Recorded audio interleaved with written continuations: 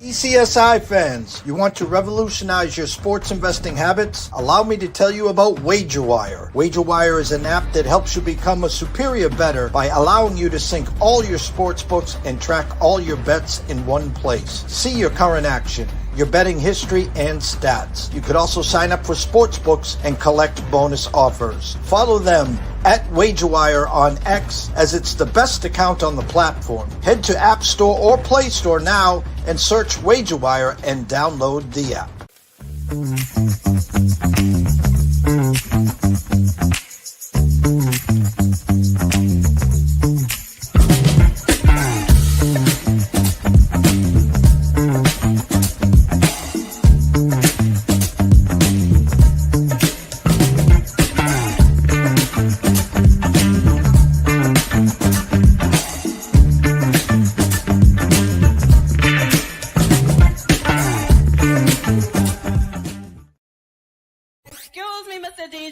Check this out. We got a great show coming your way. From the ECSI Sports Studios, the #1 sports information program in America, the Breakfast Bankroll, with your host, the sports broker, Jeff Dawson.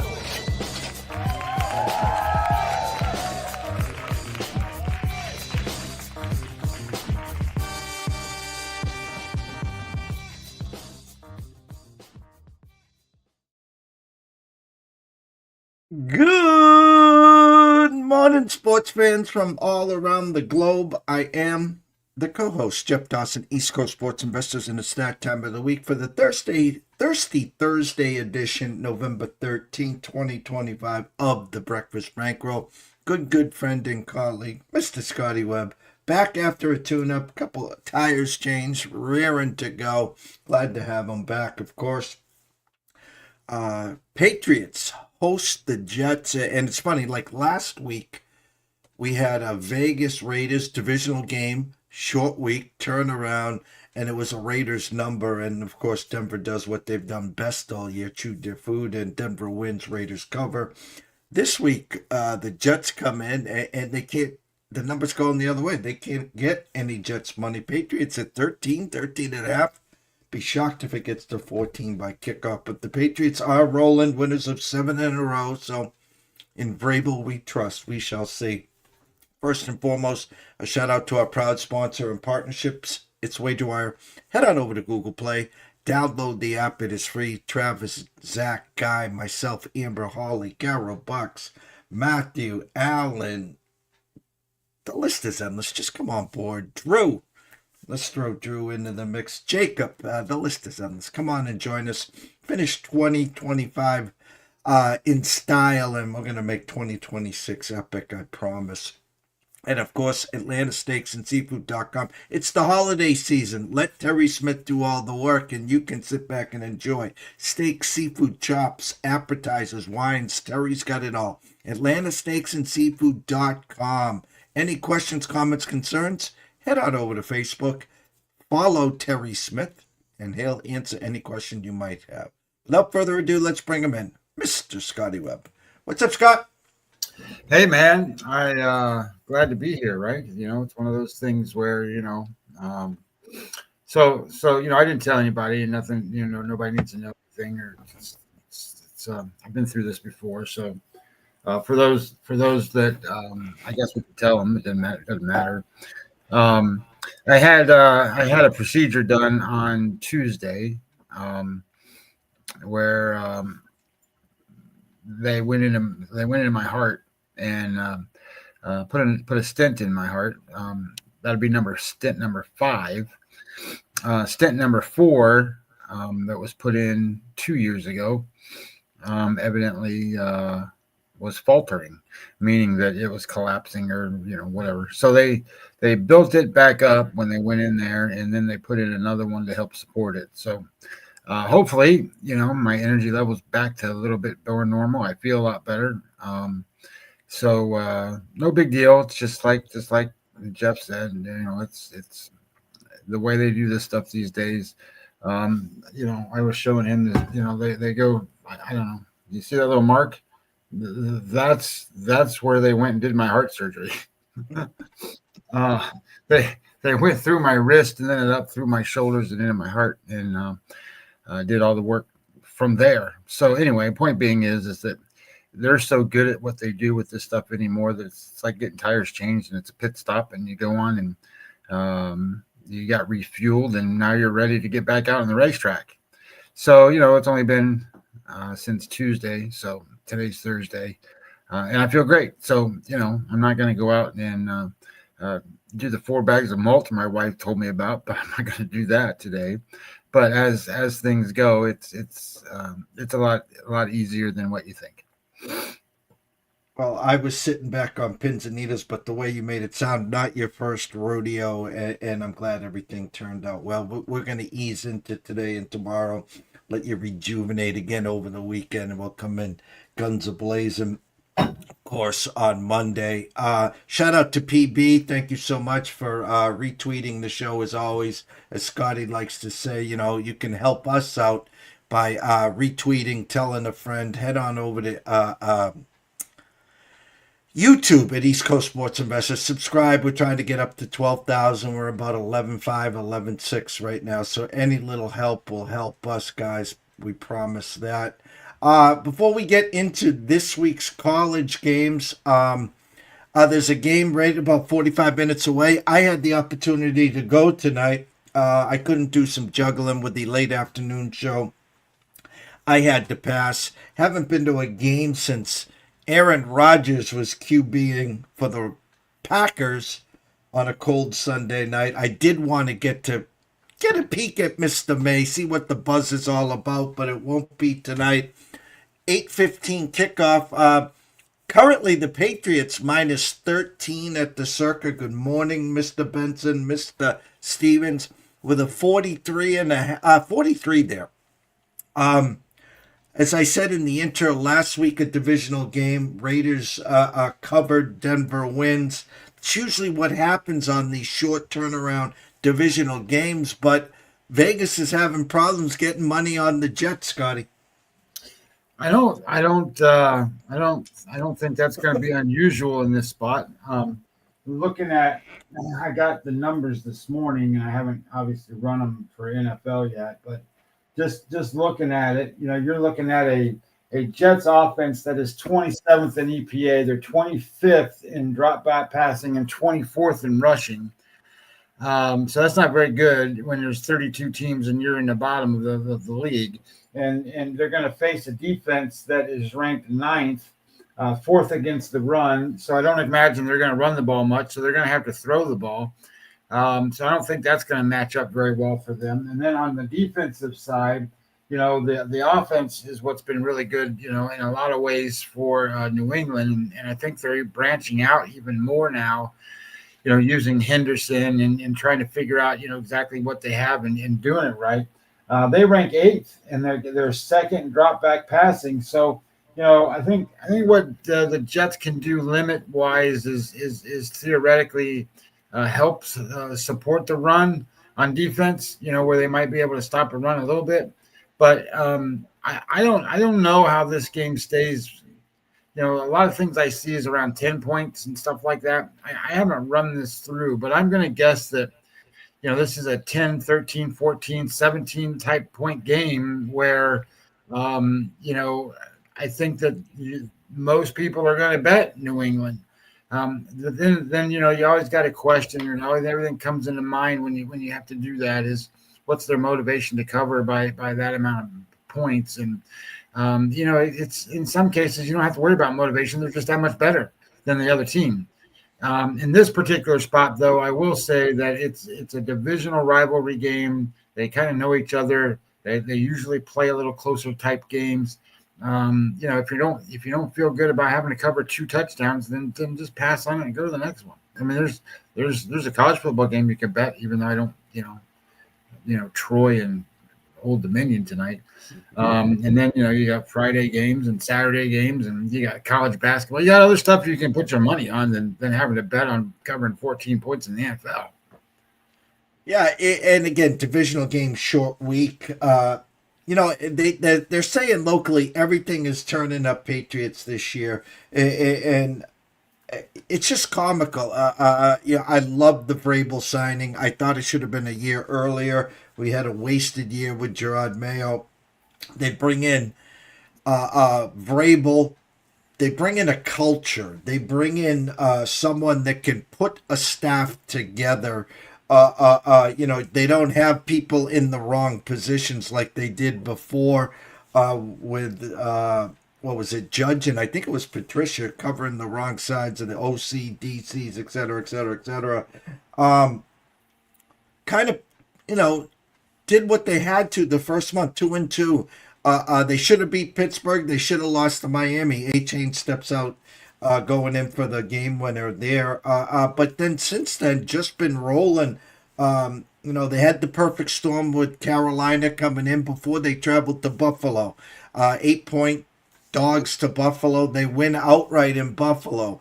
Well, then they got to go to New Orleans. They win that game. Then they got to go to Tennessee, a big game for Vrabel. Of course, they win that game. Then they come back home. They win again. Everything is turning up Patriots, as I said earlier. Reason I'm saying that is they got the Jets, a game they're supposed to win.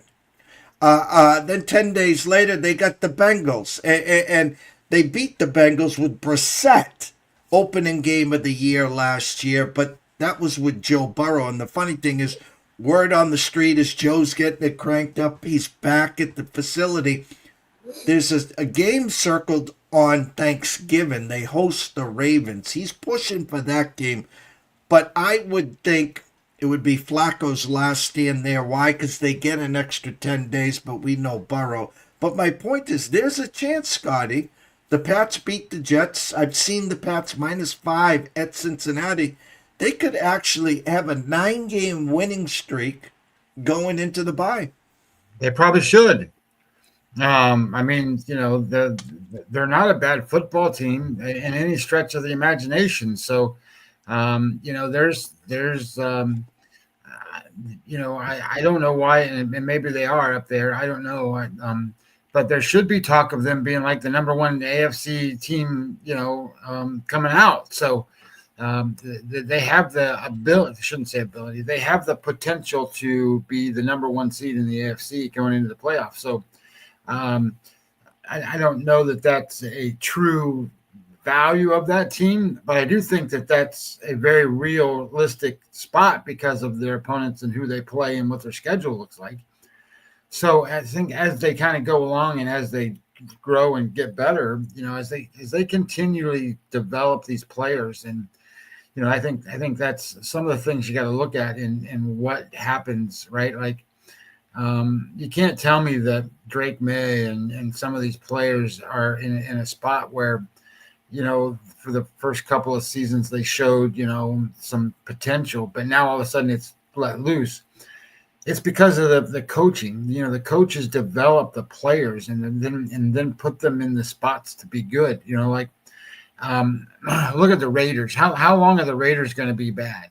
And they're a historic franchise, but and the Raiders aren't developing anybody. They're not growing talent. They drafted the Genty, one of the greatest running backs that ever come out of college football. And he can't get out of his own way in the NFL. So I think part of all of that is on the coaching and how they put all that stuff together.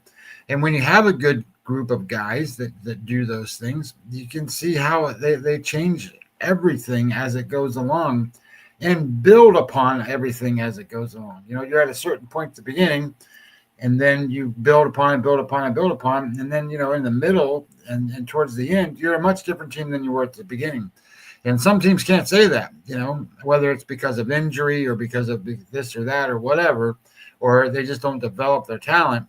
I think that you find that a lot. And one of the things I see going around a lot now is these quarterbacks that have transitioned from team to team to team, and look how good they're doing in some of these programs, like Daniel Jones and the guy in Seattle, and some of these placed guys that have moved around and thought it was, this is the quarterback.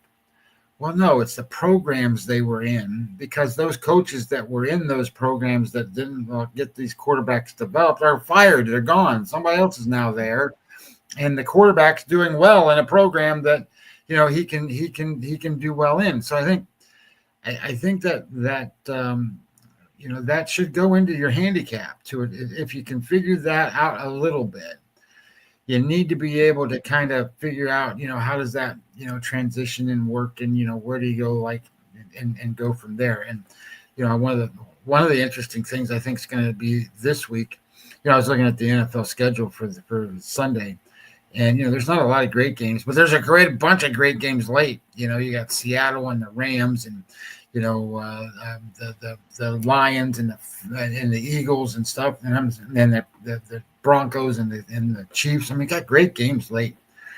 And then I started thinking about, what did the Lions do last week? They changed their offensive play caller, and they were like 4th in the league in offense, and they changed the play caller. They turned it over to the head coach, and, he dramatically changed the offense. He ran, I don't know, 25. I've got the numbers, but he ran like 25% more motion. He threw more passes, did this, did that, whatever. Dramatically different offense. So it's just interesting how, developmentally and doing different things, coaching matters, and then challenging your players to do well matters. So, I thought that was interesting to see how the NFL is going to work out that way. In terms of college football, my numbers and everything that I ran since, Tuesday on all these games have all been calling for unders.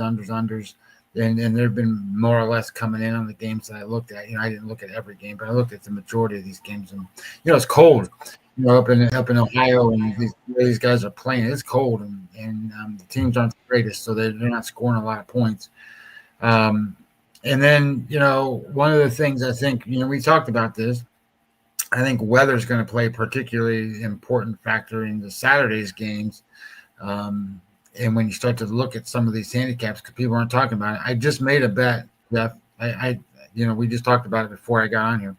I'm like, screw it. I'm betting it right now, because I already bet it one way. I bet it again the other way this time, not the other way, but I bet it's the under in that USC game. So we'll see how it goes. Scotty's in-pocket plays for this week are as follows: USC -6.5, Utah -7, Oklahoma, Alabama under 46, Michigan, Northwestern under 41.5, Boise State, San Diego State under 41.5. Game on paper was down last time I looked. I'll give it one more shot here. Let's just see if she's back up here. Survey says. And she's not. I think it's still down. It's still down. So, Scotty, what we can do is an abbreviated look here. You can dig into, you've done all the work. We usually use game on paper to break down, but take one of those games that you got. You can go through your AI and you can talk it right through.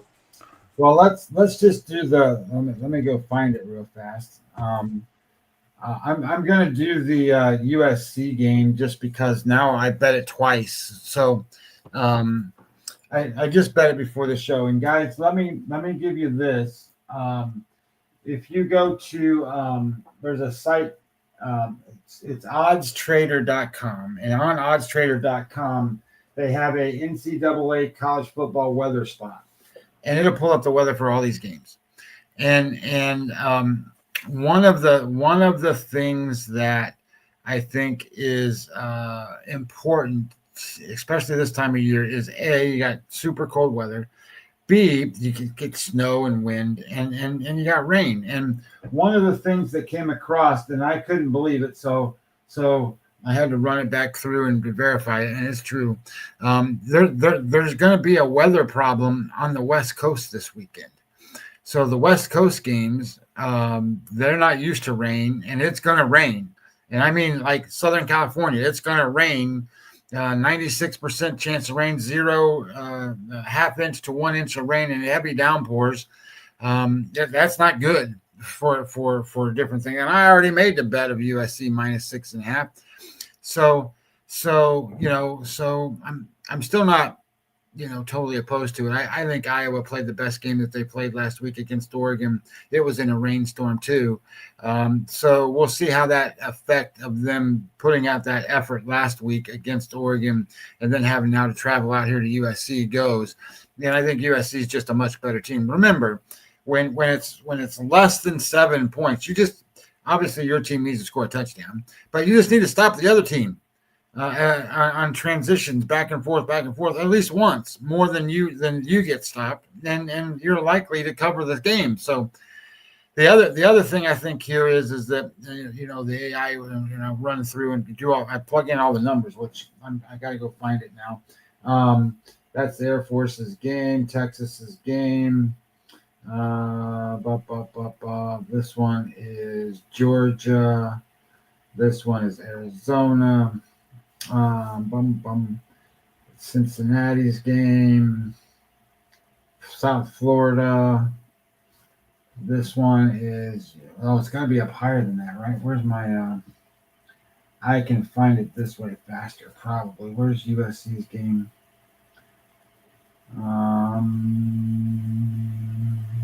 No, it's way down there. Okay, so it's not. I got it. We'll get there in just a second. It's further down. Georgia Tech, Boston College, and Virginia's game, Duke. And I've run so many games through here. Here's Penn State. Notre Dame. By the way, that Notre Dame game's a mess weather-wise. It's calling for 62% chance of rain, but also 11-mile-an-hour winds against Pittsburgh in that game. Notre Dame, Oklahoma. Come on, where's USC at? That's Utah and Baylor. Michigan's game. And the other thing to keep in mind, too, is that Michigan game, just keep in mind, they play Northwestern, but that game's at Wrigley Field. I think a lot of people sometimes, when they look at that, they go, "Oh, it's at Northwestern." Well, it sort of is at Northwestern. It's really not. ASU and West Virginia. There it is, Iowa. And all right, so what's interesting here is when you put the metrics together, USC is number 2 in offensive EPA per play, and offensively for Iowa, they're 122, so they're way behind. And then when you look at defense, that's what you think about when you think about Iowa, right? They don't have much of an offense. Their defense, they ranked 3rd at minus 0.12 in EPA.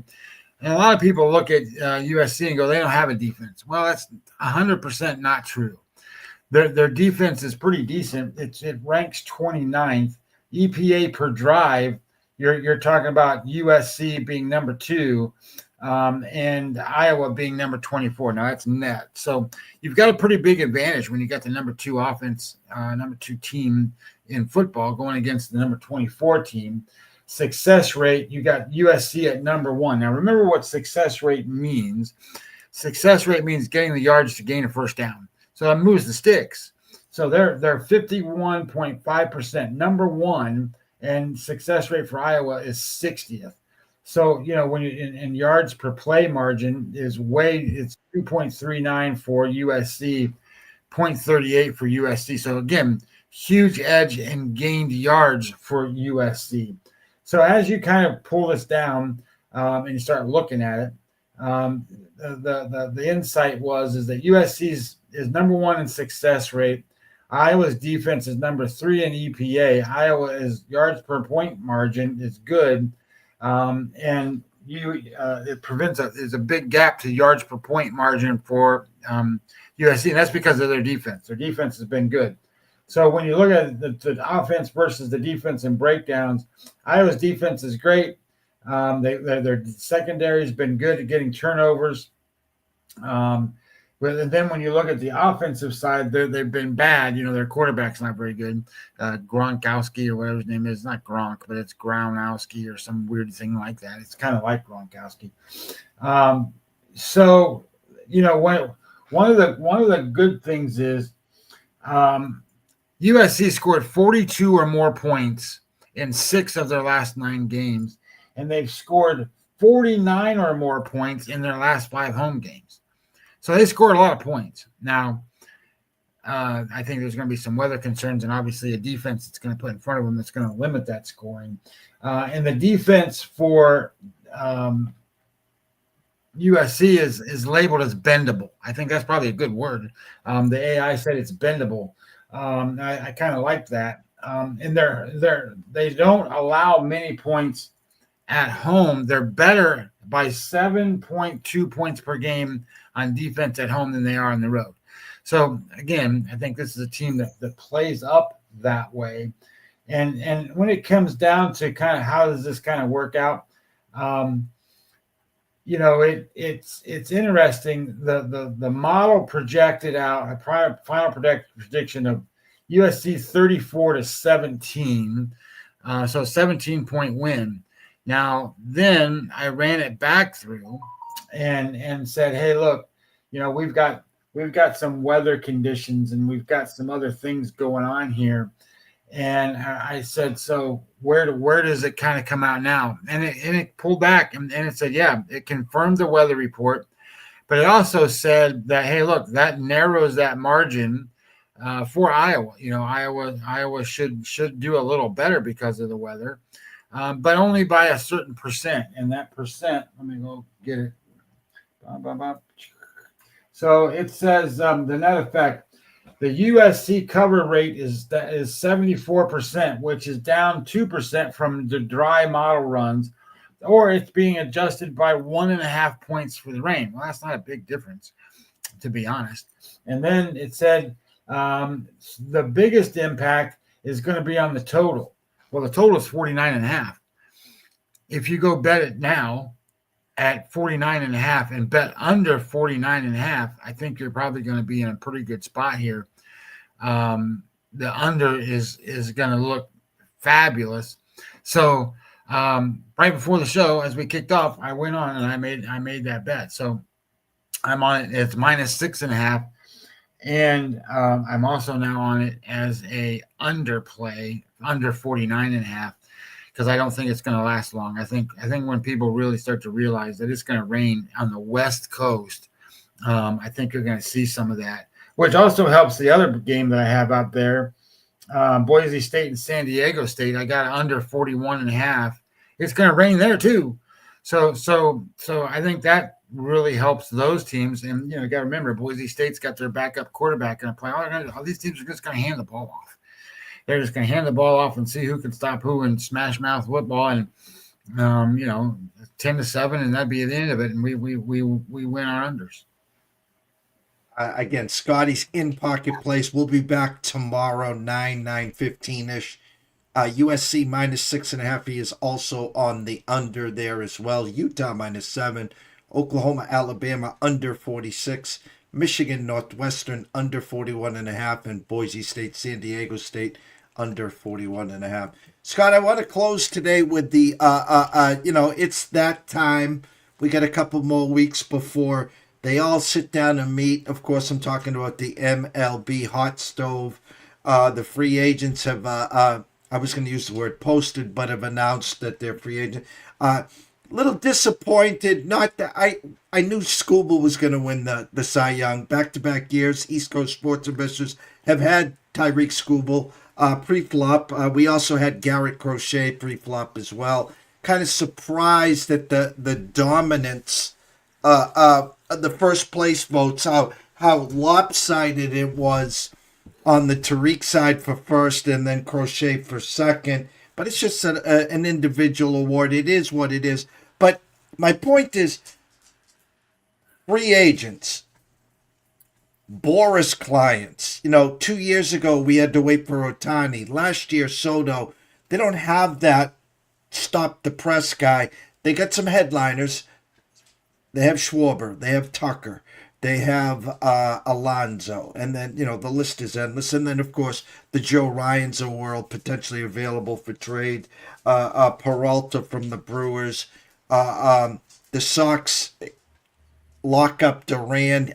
He's going to be either, in my eyes, in Detroit or he's going to be in San Diego.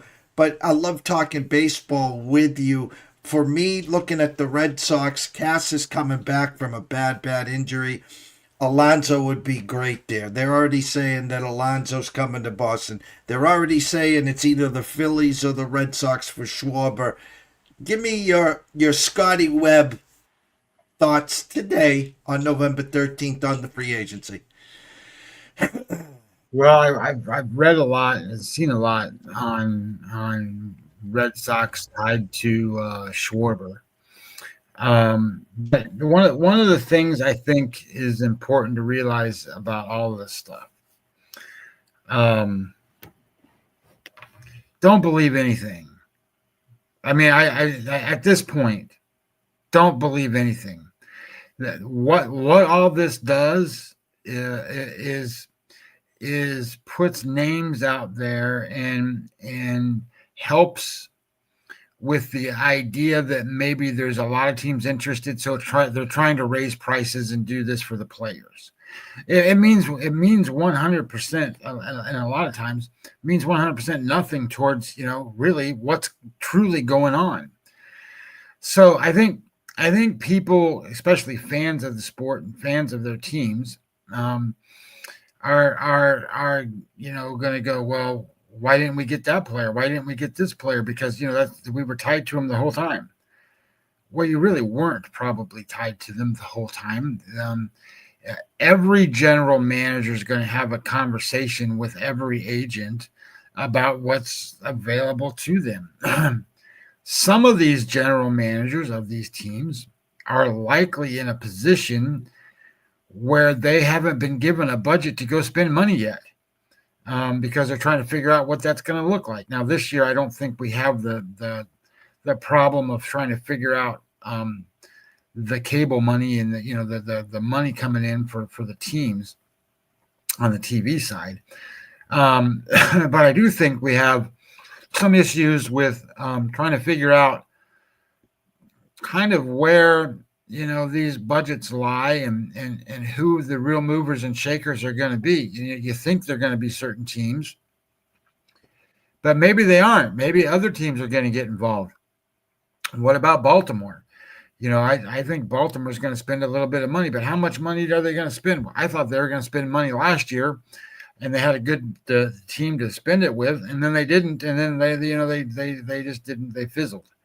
They fired their manager and all that stuff. So I think baseball is the weirdest thing, because you would think with all these guys that are available that can actually change the dynamics of your team in wins and losses, you'd go out and be aggressive and get these guys, especially with teams like, let's just say the Reds, for example, in a division where they made the playoffs, and in a division where nobody's really trying real hard, and if they go out and spend some money and bring in a couple of guys that can hit and do a couple of things, they got the pitchers, they might be really good. Well, it's one of those spots where they're going to decide no, not to do that, and they'll just spend the amount of money that they spend and try to do the best they can with what they get. And you see that a lot, like the Minnesota Twins for the last few years have been that way, and some of these teams. So I think it's unusual in a sport where you have that kind of thing happen, and then you have everybody and their brother goes out and says, well, the Dodgers, the Yankees, and all these teams that, I guess Red Sox can be included in some of that. The Braves certainly can be included. Go out and spend the money, and it's bad for baseball. Well, what's bad for baseball is the Pittsburgh Pirates. It's the teams that are at the very bottom of the payroll pool that won't spend any money to make their team competitive. That's the problem. You've got to get that money up. But in terms of free agents, they're available, man.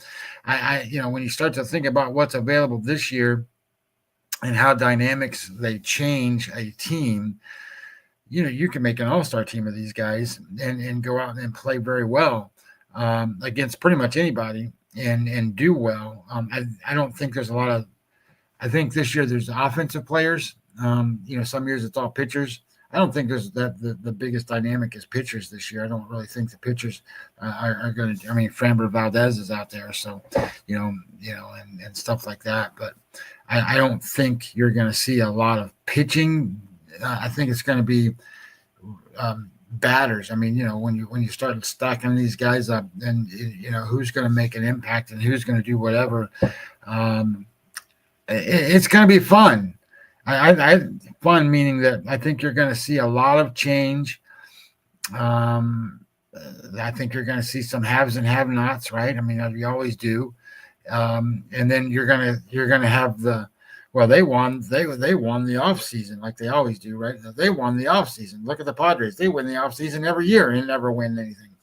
So I think it's going to be interesting how it all plays out, and what that looks like, and what the competitive nature is. To be honest, I'm really interested to see what the Yankees do. Not any for any other reason than they've tried to do things a certain way for the last few years. I don't know. Maybe they go out and spend some money this year. Maybe. And I'm not saying they didn't spend money. I mean, Fried cost them money, and stuff like that. But and all those relief pitchers that they brought in cost them money. But maybe they get involved in some of this stuff and go out there and do stuff. And then there's a pretty good influx of Japanese players again. So we'll see how that works out. And surprisingly, on the offensive side this year, and so we'll have to see. To be honest, I'm not super impressed with most of those guys that come over here from the offensive side. I mean, Seiya Suzuki finally had a decent season. Your guy in Boston really hasn't done a whole lot yet. So these guys are supposed to be really good hitters. But I think it's different in the major leagues. So we'll see how that plays out for how that works. There is a couple Japanese pitchers, but we'll see. I mean, I'm excited. You know what? World Baseball Classic is right around the corner as far as I'm concerned. I'll be betting and handicapping that stuff, and then that leads right into meaningful, opening day games, and then we go from there and try to figure out kind of how every team shakes out, and then all the overreactions and underreactions and all that stuff. But the hot stove is going to be fun. The only thing I would caution everybody about is don't buy into anything, because everybody's out there selling themselves.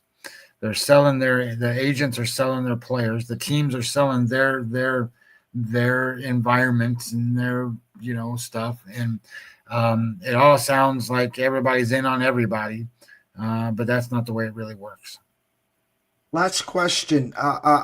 With the potential lockout in 2027, how does that work from a pay standpoint? In other words, if for instance, Alonso has bet on himself the last 2 years and he came limping back to the Mets for 1 year contracts. Obviously, he's not going to do that this year, or that's the plan.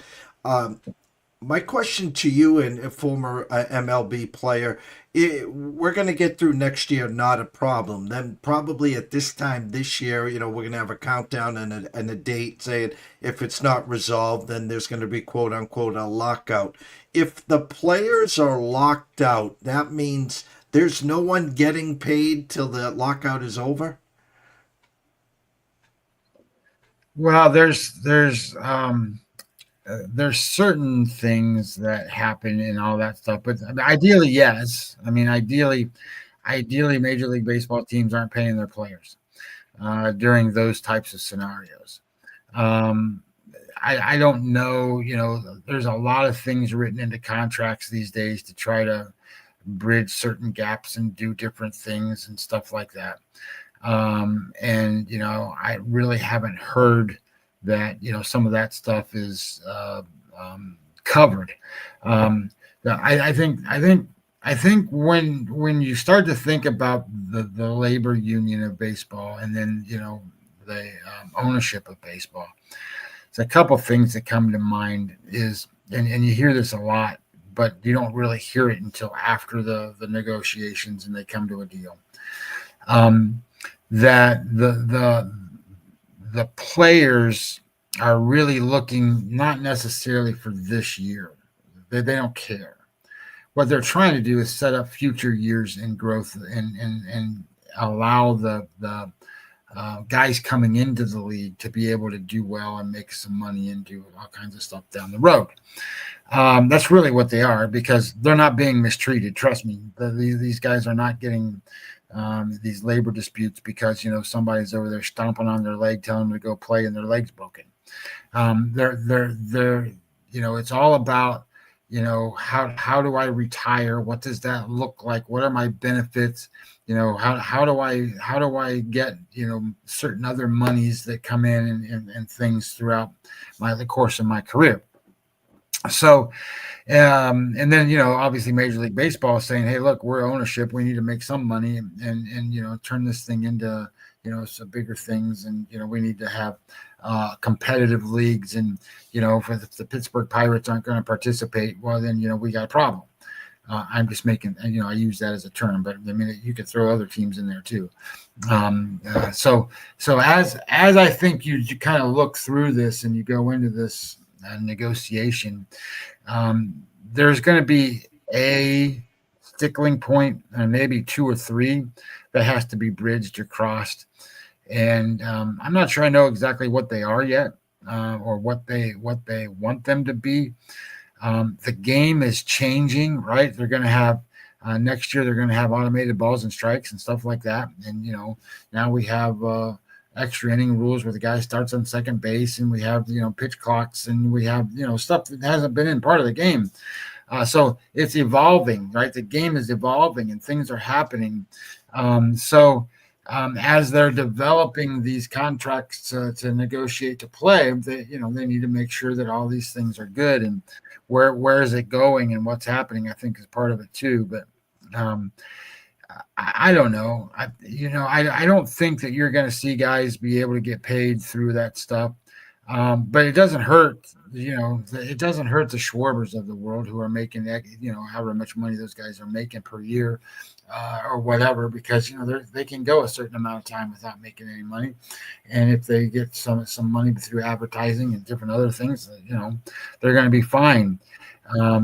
So I think it's always going to be the guy that is, the Rojas's of the game who sit there and wait their turn but they're on the team. They sit there and wait their turn. They play 2 times a week, and they bat 8 times a week, and those are the guys that are going to get hurt from not getting a regular paycheck. And 2, I guess it also depends on how far does it go. The last one that they had was minor league baseball didn't play. So I think then they reformatted the whole minor leagues, all of it. They reformatted minor league baseball, all of it. And so if they go into that again, and minor league baseball doesn't play, well, that's a big problem. Because, not necessarily just developmentally, but those guys, they're getting paid better now. But at the same time that they're getting paid better, they still got to get paid. And if they're not playing and not getting paid and not getting developed and things aren't going, that can set the game back too. So I guess we'll cross all those bridges as they come. But I do think that it's important to start looking at what those stickling points might be, what the sides are kind of wanting, and where does that kind of go. And, there's never a right and wrong with all of this. Everybody's always wanting to say the owners were right, the players were right. Well, and everybody always sits there and wants to be on the side of the players and all that stuff. So, I've never really been a big proponent side of the players guy. I've always been more of a proponent of the players can't play if you don't have a league. So you've got to cater to the league more than you got to cater to the players. So anyway, all that being said, I don't want the players to have to play where they're out there doing things they shouldn't be doing, and in this day and age, that's not happening. So I think it's going to be a fun off season in terms of who signs and where they go. I do agree with what you made a comment of that. It's going to be very difficult for a team, or not a team, a player to sit there and go, yeah, I want to be betting on myself for one season. That doesn't make a lot of sense to bet on yourself for one season and then go into a free agent season when you don't know if you're even going to play for a certain length of time and whatever. That doesn't make a lot of sense. But there's a lot of guys that do a lot of things that don't make a lot of sense. So I guess we'll see what happens, and kind of how it all plays out. But yeah, I think Major League Baseball's always got something to talk about, and sometimes it's not very fun. And my thought process, the reason I asked that question was the fact that, if I signed, I'm an owner or a GM and I want to sign Scott Webb to a 2-year deal, knowing damn well, we might only play 80 games in 27. And therefore, my question was basically, well, does Scott get his full payment in 2027, or is it actually prorated on the fact that you only played 80 games because of that lockout? Well, that's all a negotiation, and sometimes it's a negotiation per player and per representative. So it's not necessarily going to happen for everybody, but it could happen for some, and it could be a negotiation tool to get you to sign at a place for that contract to begin with. Oh well, if we have this problem, we're going to pay you anyway, or whatever it may turn out to be. You know what I mean? Like all of that could be a part of it.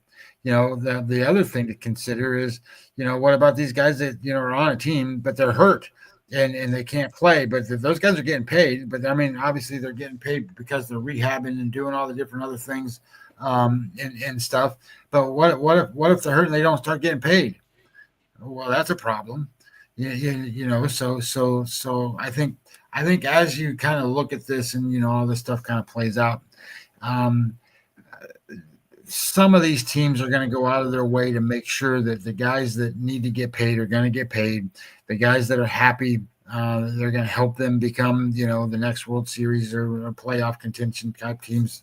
They're there, and there's nothing wrong with those guys. The young superstars, they're probably going to get paid, and they find ways, to make sure all this stuff happens, and contracts are written certain ways, or somebody comes in and goes, hey, I got this for you, or I got that for you, or whatever, and let me just help carry things over for you, and you make it happen. Like, ownership doesn't hate the players, and the players really don't hate the ownership.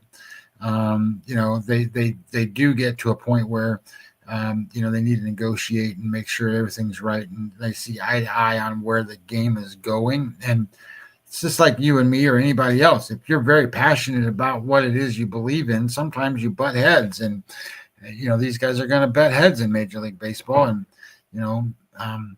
I think sometimes you need that guy, intermediary guy that can be tough-minded, but at the same time is very good at that massage of between both sides and making sure everything works. I don't know that baseball has that. That doesn't mean that they won't develop it or it won't kind of happen over the next couple of years, but we'll see. I think the WBC and all that stuff is all helpful to the growth of the game, and the numbers at the stands and on TV are reflecting a lot of different things. I didn't think this World Series was going to get,